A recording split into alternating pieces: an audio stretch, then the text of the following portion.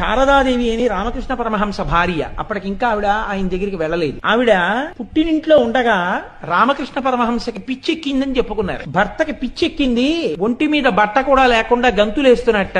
ఈ వెర్రిది మా ఆయన కాపరానికి ఎడతాననుకుంటోంది.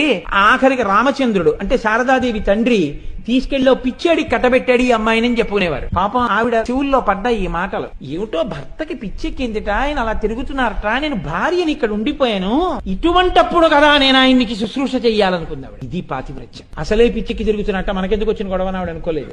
ఎప్పుడెప్పుడు వెళ్లి శుశ్రూష చేస్తానా అనుకుంది. ఇది తండ్రిని అడగడానికి సిగ్గుపడింది. నాన్నగారండి ఆయనకు ఒంట్లో బాగోలేదట, నేను ఆయన దగ్గరికి నన్ను తీసుకెళ్ళండి అని అడిగితే ఏమనుకుంటాడో తండ్రి. ఇప్పటివరకు ఆవిడ కాపరానికి వెళ్ళలేదు. కాపరానికి వెళ్ళని తల్లి ఇలా అడిగితే ఏమనుకుంటారో అని మదనపడుతోంది కానీ అడగలేదు. అటువంటి శారదాదేవి ఆఖరికి అక్కడ ఉన్నటువంటి ఇరుగు పొరుగు అమ్మలక్కల కలకత్తా పెడుతుంటే గంగానది స్నానానికి ఈవిడ అన్యాపదేశంగా తండ్రిని అడిగింది, వాళ్ళు గంగా స్నానానికి ఎడతారట నాన్న, నేను వెళ్ళనా అని. కూతురు హృదయాన్ని అందిపుచ్చుకున్నాడు తండ్రి.